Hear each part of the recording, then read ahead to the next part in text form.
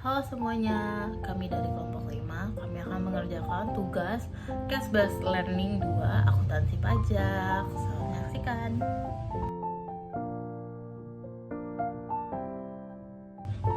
Halo semuanya, perkenalkan nama saya Amelia. Perkenalkan, nama saya Rizkyani Selviatun. Saya Hamida Iskandar. Perkenalkan, nama saya Zapata Friska Vanessa. Saya akan menjelaskan PT Agung Podomoro Land Tbk atau disingkat APLN. APLN adalah pemilik, pengembang, pengelola real estate terkemuka yang diverifikasi di segmen estate retail, komersial, dan perumahan dengan kepemilikan yang beragam. APLN memiliki model pengembangan properti integrasi mulai dari pembebasan atau pengadaan lahan hingga desain dan pengembangan, hingga manajemen proyek, penjualan, penyewaan, pemasaran komersial, hingga operasi dan manajemen pengembangan superblok, mall perbelanjaan, kantor, hotel, dan apartemen, dan rumah tinggal. APLN dikenal sebagai pelopor pengembangan superblok. Nah, proyek yang dikemukakan APLN adalah yang berkualitas tinggi. Untuk beberapa namanya mungkin bisa dikenal seperti Podomoro City, Kuningan City, Grand by Pluit, Podomoro City Deli Medan, dan Senayan City.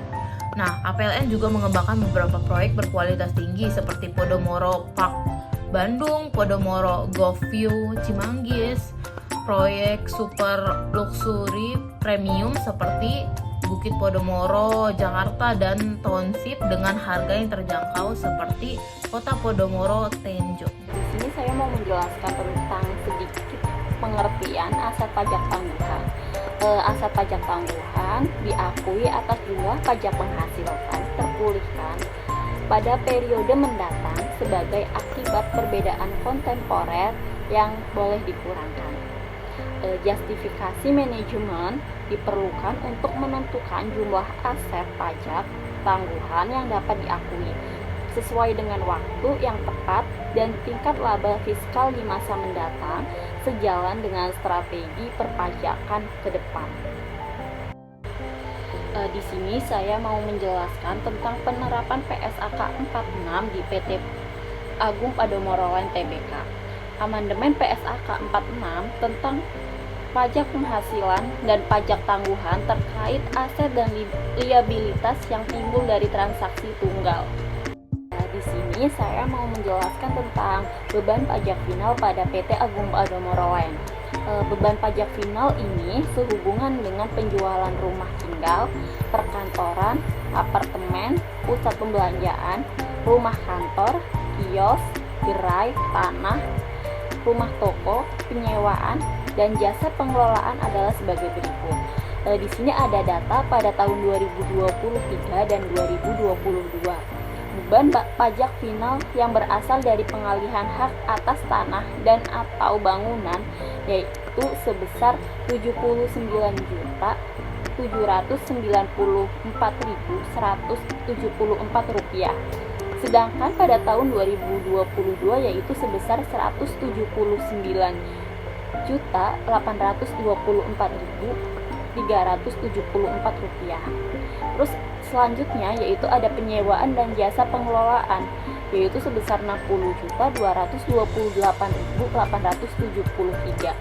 Pada tahun 2022 penyewaan dan jasa pengelolaan yaitu sebesar Rp77.217.524. Jumlah beban pajak final itu sendiri pada tahun 2023 yaitu sebesar Rp140.023.047 dan jumlah beban pajak final pada tahun 2022 yaitu sebesar Rp251.081.898.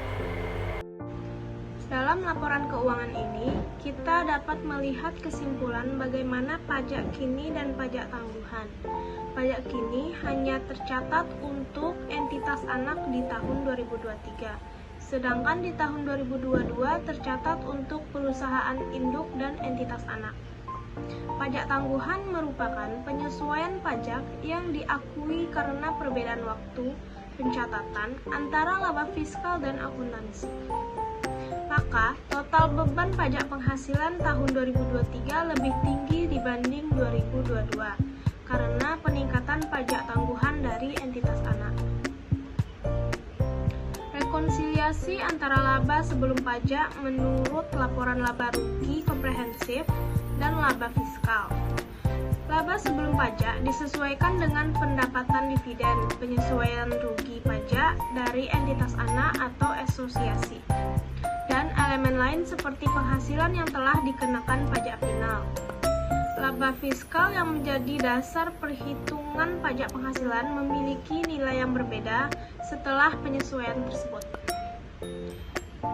Maka terdapat perbedaan signifikan dalam laba fiskal yang dipengaruhi oleh elemen-elemen rekonsiliasi seperti dividen dan pajak penghasilan, pajak final.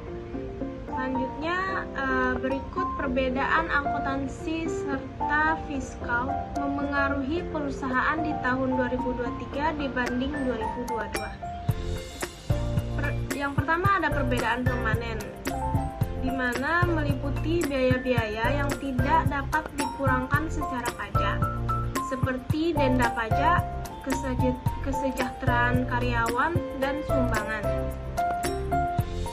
Maka pada tahun 2023, dividen memiliki pengaruh besar terhadap perbedaan permanen dengan angka negatif sebesar 1.364.360.456 rupiah. Yang kedua ada rugi fiskal, di mana rugi yang dapat dikompensasi pada tahun pajak berikutnya. Rugi fiskal tahun 2023 lebih rendah dibanding 2022. Yang ketiga yaitu utang pajak penghasilan kini.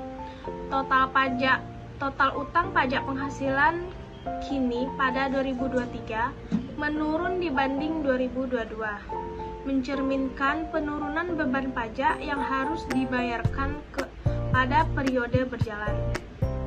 Nah, di sini ada perbedaan rincian aset dan liabilitas pajak, yaitu pada tahun 2022 dan tahun 2023, di mana di tahun 2022 itu mengalami peningkatan dan di 2023 itu mengalami penurunan.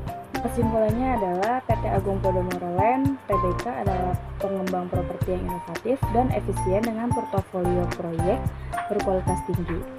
Perusahaan memiliki model bisnis fast churn yang memanfaatkan perputaran modal yang tinggi dan cadangan lahan yang efisien untuk mendukung pengembangan proyek di wilayah perkotaan. Perusahaan telah menerapkan beberapa amandemen PSAK yang berlaku sejak 2023 seperti PSAK 1, yaitu yang berisi pengungkapan kebijakan akuntansi, dan PSAK 46 berupa pajak tanggungan tanpa dampak material pada laporan keuangan. Strategi ini mendukung keberlanjutan bisnis dan pertumbuhan di masa depan.